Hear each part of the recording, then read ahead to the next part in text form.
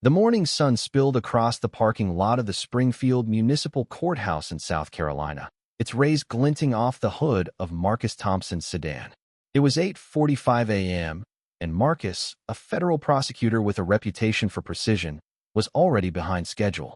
His jaw tightened as he grabbed his briefcase and hurried toward the courthouse steps. Today wasn't supposed to be complicated, just a quick hearing to contest a property tax hike on his late aunt's home, a place filled with memories of Sunday dinners and life lessons. But an urgent call about a drug trafficking case had derailed his morning, and now he was cutting it close.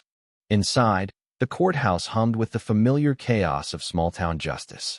The beige walls, scuffed from years of use, and the faint smell of stale coffee gave the place a tired air. Marcus, in a tailored charcoal suit, checked his watch. 8:50 a.m. He had 10 minutes to find courtroom 3B, where Judge Henry Caldwell presided. A text from his assistant buzzed his phone. Caldwell's a stickler for punctuality. Tread carefully. Marcus tucked the phone away, undeterred. He had evidence to prove the tax increase was a mistake, and facts were his forte. The courtroom was half full when Marcus slipped in, taking a seat near the back. Judge Caldwell, a wiry man with thinning gray hair and a hawk-like gaze, entered moments later. The bailiff called for all to rise, and the room complied. Marcus observed as Caldwell dispatched cases with cold efficiency parking tickets, petty disputes, nothing major. A woman in jeans arrived late, unnoticed. A man in a blazer shuffled in after her, equally ignored. Marcus noted this, his instincts as a prosecutor sharpening. At 9:15, his name was called. Marcus approached the podium, exuding calm despite the morning's chaos. But before he could speak, Caldwell's voice sliced through the air. "You're late, Mr. Thompson. Do you believe this court's time is less valuable than yours?" Marcus raised a hand, conciliatory. "Your Honor, I apologize. I was delayed by urgent federal business." Caldwell's eyes narrowed. "Excuses don't justify disrespect. This court runs on order. You're fined $750 for contempt." The words landed like a gavel. Murmurs rippled through the room. Marcus's pulse quickened, but his face remained composed. The fine was steep, punitive even, and the fact that other latecomers none black had escaped rebuke wasn't lost on him. "Your Honor," he began, "may I present my case?" Caldwell waved him off. "We'll get to that. The fine stands." Marcus stepped back, his mind racing. This wasn't about tardiness. It was something uglier. As he returned to his seat, Marcus opened his notepad, jotting observations. The woman who'd arrived late was now texting, unpunished. The blazer-clad man presented his case, unrebuked. The disparity was stark, and Marcus, a man who'd spent a decade dismantling injustice, wasn't about to let it slide. The courtroom droned on, but Marcus's focus was elsewhere. This morning had just become a battleground. The session wore on, but Marcus's thoughts were a storm. He replayed Caldwell's words, the fine, the indifference to others' tardiness. It wasn't just personal, it was systemic. He'd seen it before. Bias cloaked in authority, rules bent by prejudice. But today, he was in a position to act. When his name was called again, Marcus strode to the podium, his voice steady.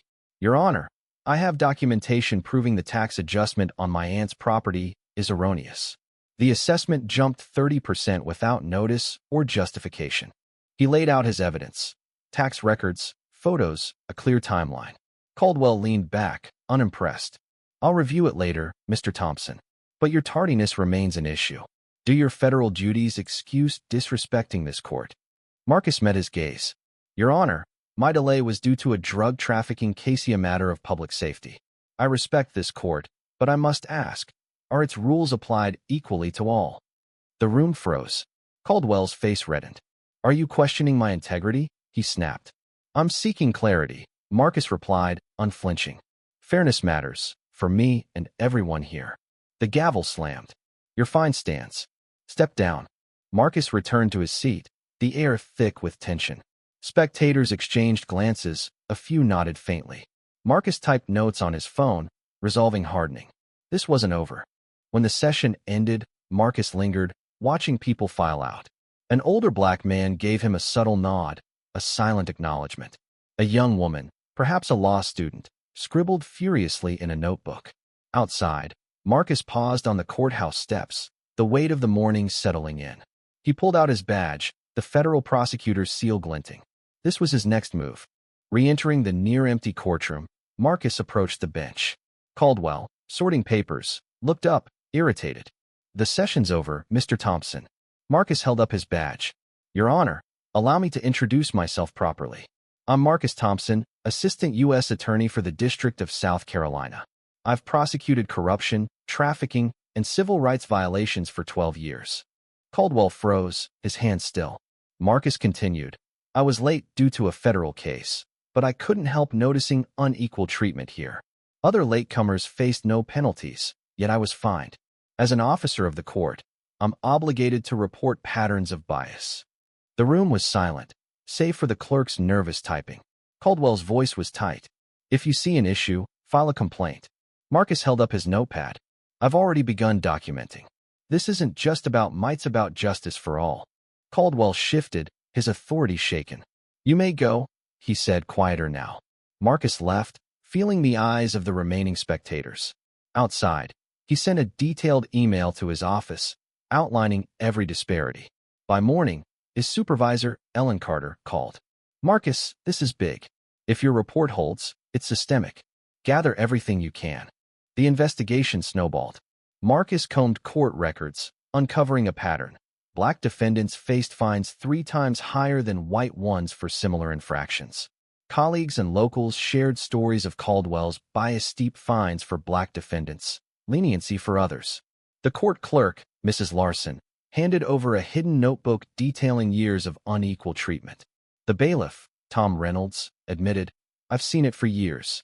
It's wrong." A law student's social media post about Marcus's stand went viral, sparking outrage. Protests erupted outside the courthouse, signs reading "Justice must be blind." Media swarmed, headlines blaring. Federal prosecutor exposes courtroom bias. Caldwell, cornered, issued a hollow apology, but the evidence was damning. Within weeks, the Judicial Review Commission's report confirmed systemic bias, and Caldwell resigned under pressure. Springfield's courthouse transformed. New paint, multilingual signs, and legal aid resources signaled change. A new judge, known for fairness, took over. Bias training became mandatory, and oversight committees monitored rulings. Marcus, now a symbol of reform, spoke at law schools and forums, inspiring a new generation. At one event, a young lawyer thanked him. "You showed me justice is about people, not just laws." A year later, Marcus returned to the courthouse for the unveiling of a judicial ethics center named partly in his honor. Standing at the podium, he addressed a crowd of judges, clerks, and citizens. Justice isn't just rules, it's fairness, dignity, respect. It's ensuring everyone matters. The applause was deafening, but Marcus saw hope in the faces before him. The fight wasn't over, but the data spoke. Disparities in fines dropped, defendants felt heard, and communities nationwide began auditing their courts. Marcus kept a framed copy of his $750 fine on his wall, a reminder of why he'd fought. A letter from a Chicago public defender, inspired to challenge local biases, summed it up. "You reminded me why I became a lawyer." What do you think about Marcus's stand against injustice? Have you witnessed or experienced bias in your own life, whether in courtrooms or elsewhere? Share your thoughts in the comments below. Let's discuss how we can confront unfairness and build a better system together. Your voice matters.